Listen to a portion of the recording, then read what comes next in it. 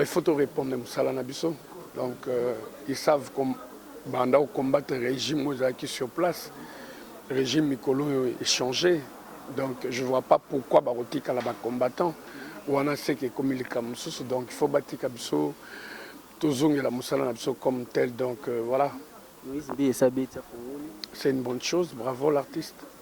Monde ko na sope okechu azaki akina bosusususu mais to ki bareta ki oko pese conseil nini o to ki bokechu premier album tatsaka batu ba walo ba ki soki aye awa to kangai to conseil ko salate mais to ki ye monde ba kangaki conseil ne ko pese to acceptaka évolution il y a Mouninga et ça Papa Chéri. Voilà pourquoi ils viennent. Papa Chéri ne leur demande pas de venir vers lui. Ce qui est dérangé, bon, c'est que ils sont inhumains.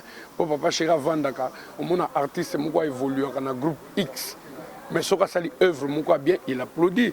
Mais si la qualité, on n'est pas leader et belleté, ça dérange. Ça dérange. À bêta. Pour l'album, parce qu'il faut se le dire, les autres bêta nulle part. Nous, on n'a pas un album sur les marchés, je n'encourage pas. Et au Bimanango d'ici là, mais Bango ça ne se vend pas. Donc, les fans ne comprennent pas. Et d'ailleurs, Papa Chéri, pour au finga, il est choqué, il faut qu'il y ait un Novelas, parce qu'il est accro à Novelas. Donc, à part Novelas, ça été là où il va lire toutes ces bêtises-là. Donc, voilà. Mais tout le monde Papa Chéri, et le coup, ça la va, quel est ton problème? Je ne te calcule pas. Voilà. Et ça va attendre dans la télé. Ah, Papa Chéri, comme ça, partout, ça, Rita, Zali, Ferrazali. Où est-ce que nous allons faire featuring? Mon frère, c'est Léo Scram. Coup de chapeau, mon cousin. On comprend que. Va comprendre que non, tu ne se trompes pas d'adresser Papa Chéri ou rien. Congo France. Nous sommes France.com. Site ya Tolo Masola danger. Masola Kitoko. CongoFrance.com. Merci beaucoup na bande konos bantu ndabisuna 3W Congo France boye bibino moko ba nouvelle asika o les lezoleka bino mona ki affaire combattre par rapport ya ba concert ba bandoze na poto ba kazelaki ba concert ezonga to monde ba concert ezongi tozana Roger Ngandu o azaka pembeni ya JB Piana message tous meka bosola naye par rapport pe ba actualité na bango album e ma mokoloni po kalamine to togi Papa Chéri ko tagi da sisaki ba pesa biso pe jour ya album to sola Roger Ngandu. Bonjour Roger. Bonjour Mouna. Bonne santé. Oui, ça va, par la grâce de Dieu, merci. Tu as un mouvement qui est par rapport au monde qui après fait il y a Papa Chéri, tout les les sous-soumis. Tout ça bête à niveau de continuer. Tout bête à bibois et à part bien sûr le fait de mariage, anniversaire et d'autres événements, le concert au Bissot annoncera plus, c'est un concert payant. Donc les 5 ils ont déjà ouverture.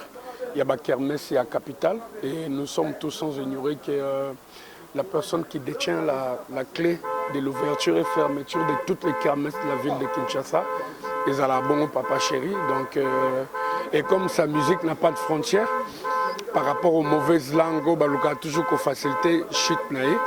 Le 5, tout ça, na Papa Chéri à partir de 19h.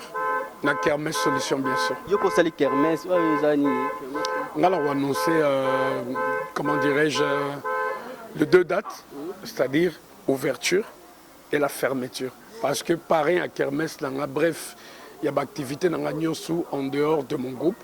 Et dans la bon Papa Chéri, je suis très reconnaissant. Donc il y a la kermesse, on a yenda au Kanga. Après, on a sélectionné des artistes musiciens Oyo, relation sans microbe. Avec mon patron, on est hérité Gougan, Motonatembe, Ferregola, Ibrator Piana et les autres. Obligé, lui c'est mon jeune frère. Il écoute donc, et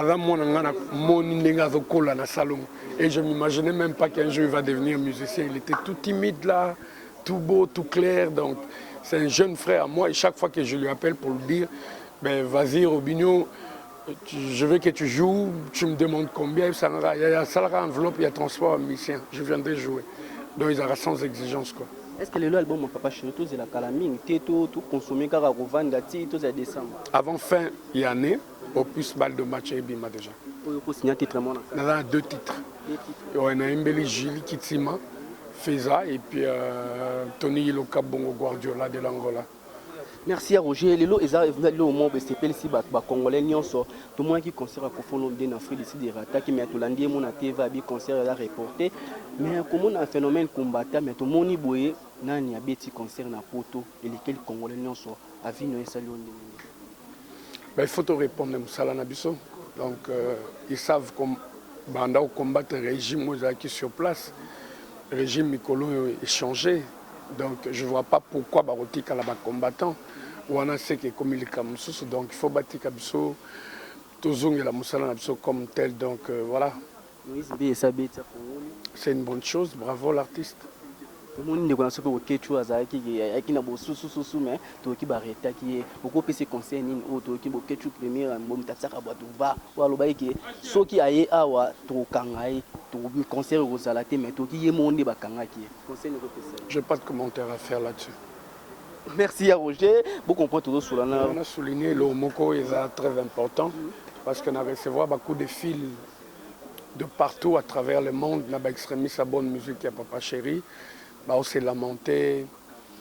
Il y a un de ses leaders, il y a Mboka O, il y a Sali Bande, Moro Yabafi, Moussala Bazoui, il y a critiqué négativement mon artiste. Il y a finga anytime la petite famille de Papa Chéri Bin Adam Motopamba. Papa Chéri Lobi, il est habitué à Makamboana. Peut-être pour ses fans, mais au sein de les fans, ils sont choqués. Ils vont comprendre une chose, que l'artiste va vivre la polémique. Donc, en polémique, ils ont salama, bango bazo asseoir business la bango. Et aujourd'hui, la polémique n'a plus de place. Et Papa Chéri a ligné polémique. À Sali Moussala na a bête ba concert na point barre. Ce qui fait que bango le quoi ba vivre kaka na polémique. Nous au monde bazo luka de voies et moyens. Voilà polémique on est là entre yé na Papa Chéri pour à bêta. Pour l'album Nazo Bimisa été comme parce qu'il faut se le dire ils ont été kamaté bazo bête à peine nulle part. Nous on n'a pas un album sur les marchés, j'encourage pas. Et au bimanango d'ici là, mais bango bazo bimisa ça se vend pas. Donc ba fan na biso ba comprendre bango et d'ailleurs Papa Chéri pour au finga est choqué, il faut qu'il y ait une novelas parce qu'il est accro à novelas. Donc à part novelas, ça a été là où il va lire toutes ces bêtises là quoi. Donc voilà. Mais tout le monde Papa Chéri paye le quoi ça la vanne titre son landel ba titre na Zarara. Quel est ton problème? Je te calcule pas. Voilà. Et ça va attendre dans mon ami sous Papa Chéri quand on est rita quand on a fait rien sous bateau kazu até pour tout le monde chaque comme Papa Chéri sur Azali au monde a fait rigolo Azali hérité watana bazali bateau sous bateau comme ma passe tes places là. Je sais pas so bateau sous bateau comme monter un passe mais Papa Chéri vanda ka benga ka mototé. C'est ces jeunes frères qui ont compris que na ba leader na biso moto pour vivre na bien et puis a prêté aux mains fortes sans crise de jalousie. Moto accepta ka évolution, il y a Mouninga et ça Papa Chéri. Voilà pourquoi ils viennent. Papa Chéri ne leur demande pas de venir vers lui. Ce qui est dérangé, bon, c'est que ils sont inhumains. Pour Papa Chéri, Vandaka, au monde artiste, moi évolue dans un groupe X. Mais ce qui est œuvre, moi bien, il applaudit. Mais si la qualité, on n'est pas un leader et belleté. Ça dérange. Ça dérange. Papa Chéri comme ça partout ça hérité Azali faire Azali où est-ce que nous le bani ba ko beta featuring mon frère c'est Léo Scram coup de chapeau mon cousin on comprend que comprendre que non tout se trompe pas qui d'adresser Papa Chéri ou rien featuring les en 4 non c'est sérieux la featuring moi hérité yembi to faire album donc c'est pas dans le calcul de Papa Chéri mais n'empêche ceux qui jeune frère Nabiso bazana pour ça ya Papa Chéri prêté bango même forto basa la featuring na ba album na bango il est présent il va pas refuser quoi et le moment bazolo ba mikolo Papa Chéri zo ba awa musenza zate to ko kunirita zongi sinagate lo moment a ces vidéos awa musenza zate musenzi siko nani te musenza zate na société au biso to vivara to évitera basenzi musenza zate ça non un jour ndeto vandi est-ce que musenza zalia non ça non un slogan bilo Papa Chéri ba poni klaka mbala mo oui le but avant déplacement mu tatali vidéo il y aura Papa Chéri musenza zate to landi so rete kuna awa musenza zate et umoloba masiko musenza zate puissance power comme les Anglais le disent il est puissant c'est un leader d'opinion né il n'est pas fabriqué par la presse. Donc il y a Botama leader, Maramnioso leader, tout ce qu'il fait. Au monde il accroche directement. Puissance, ma fan baloba, tu es puissant, papa chéri, puissance. Bazaina torté. Est-ce que Papa Chéri le local capité ba featuring banda ta ba daju ba maître games to ba koza ba petit pe belé o ba linga ka ba sola na epé o bando taille depuis kala moi iloko moi ezate musu ya abandon déjà peut-être vous oubliez vite. Et bien les lorsque ya sika ko beta biloko moi. Et ça va venir, ça va venir. Les qui pas mwana te na kana ndeta kota. Un peuple mûr doit compter sur ses propres forces. Donc, à Zosala, au moment venu, ça va venir. Et ça, du nouveauté chez nous. Nous, on a commencé avec que son âme repose un peu. Le vieux musée Papa Wemba. Na Koko Malanga, Souka na fit. Donc, laisse tomber. Donc, laisse tomber, laisse tomber. Ça va venir, ça va venir. Non, non, pour l'instant, tout s'accrocher dans le 5. Mokili yana Bumbu, c'est pour une première. Papa Chéri habite là-bas, résident à Bumbu, le 5 juillet, na Kermesse Solution.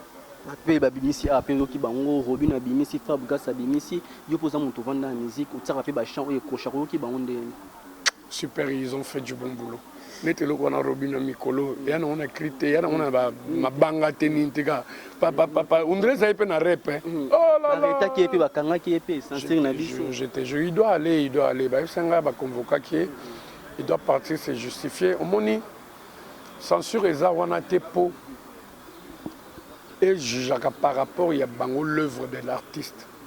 Bango pe musala la bango ezali ya quoi retaka muto azo juger. Toi, tu décortiquer mal l'idée de l'artiste. Est-ce que tu comprends? Ngana roloba ekotaka muna. Mutumura vendre oh ekotaka c'est-à-dire quoi? Qu'est-ce que Roger voulait dire par là? À interpréter à sa manière. Or, ezaki idée artiste était. Batouana pe faut arrêter bango. Seul l'artiste ndé, il faut qu'on décortiquer devant la justice. Œuvre naïe, bon peut pas batamailler les baotala non c'est vrai, ça c'est pas vrai et puis voilà bah juger par rapport il y a bah l'oiseau conduit un beau cannabis ou quoi. Donc moi je crois que bah jugera en général mal les œuvres de l'artiste, il faut toujours convoquer l'artiste bah yuki qu'est-ce qu'il voulait dire, qu'est-ce qu'il voulait interpréter par cri naïe to chanson naïe et puis voilà quoi. Biso mpunda bah petit ça mpunda awa. Mais chinois morobo bimakuna la danse du cheval et cartonne le monde entier. Bisoto yemba mpunda ya cheval et même la danse au monde eza mutulikolo ya mpunda. Mais na mboka na biso zaki mal interprété comme yo punda on a bino bozolo ba maman on a ba prostituée ba tellement tout au long du boulevard la nuit nde ba benga mibali okomata mpunda qu'est-ce que ça a à voir? Donc l'œuvre de l'artiste a été mal interprétée. Voilà. Ça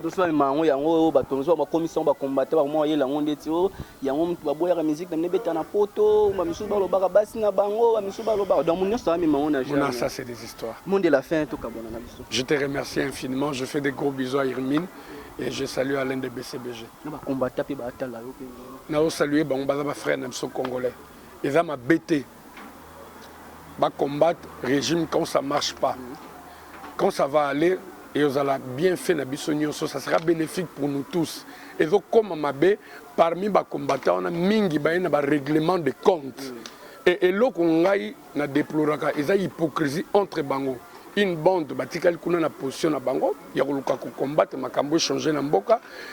Deuxième bande, ils ont koluka mbongo a na Kinshasa, ba ya koluka ba poste na ba ministère, ba ya poste na ba gouvernement etc. C'est ce qui dérange. Maintenant, on est combattant. Mais il y a une autorité. Voilà, vous avez un poste, vous avez un bon, et puis vous avez un là, ça commence à déranger. Combattant, nous sommes fanatiques à papa, nous sommes fanatiques héritiers, nous sommes fanatiques à Fali, nous sommes fanatiques à Boémé.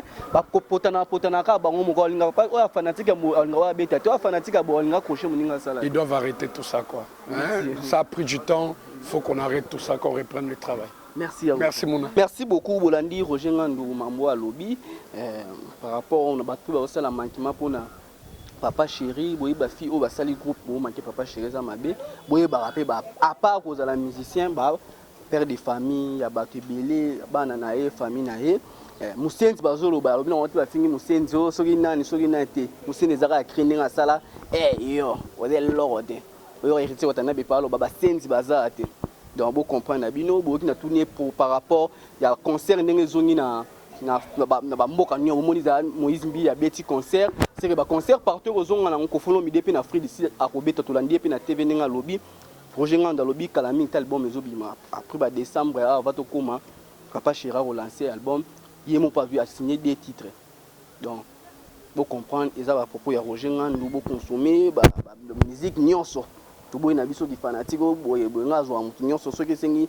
o musicien à lobelo et sengi mutu beto lobelo bale o le peut toujours beta les 30 juin o mutu nyonso monde ba marcher salami tout monde pe Martin Fallou pas bima ki banda tout monde mambo eleki lelo tout le monde le ba terrasse to la léopard pas obeta lelo to éviter so le pour la soto ko gagner les a pour na chance à mutu nyonso merci na ba nyonso balanda ngama lolo reste kongo lia même minute ma monter ma tous peuple la beto Arlette Bonanzo na ko bo santé cordon na biso bookson buka sa ba kinyawa azoli na mbiso ya bio ya pio to bo santé cordon nani manager na biso le roi partenaire ma casse na biso le roi la vie na biso Miss Impress alio gaz na gaz merci na mon boss soso Didi Pomba zo peut chance merci na montage to moni suswana Christian Touré à Touré ya Mokendi tout Christian donc vous comprendre Congo France vous s'abonner puis na Congo France divers ningi zalaka aller de bisi na sima caméra ye kala mingi te to bende son équipe qui gagne ba chanza ngo tefo ezalaka ka boye mo boss le di Pumba azo comprendre ma ningi ezala soko poli olongwe o ya sika baye merci na beki senda o azo beta rapetian azo beta vous comprendre ça sur polémique te mais moi ça pembe pas ali beki vous comprendre évidemment merci Nzambe odo sala ngai na bino to kutana ka bo comprendre botango ko bakisa male susu niko to tambola kana ba chemise abli moi pembe moi ni ndenge zala ko ya boy asali mokili na ye o pa konima to rinde sko ko luka pe mosaka to na vie na ye to moni bokechu bakangaki bokechu bakangaki na concert o to ti bazaki wana ba kritaki bokechu bonga boya concert betama la baron mokonzi ya ba la baron o ya boy pe jazz gavulu ningisa zayi kana poto ndenge zalaka et vous ça la très kitoko merci bandi kono balandi biso Christian Touré boucle Congo France biso na bango na biso na bango ekara molai France.com site ya tolo masolo ya danger masolo ya kitoko Congo France.com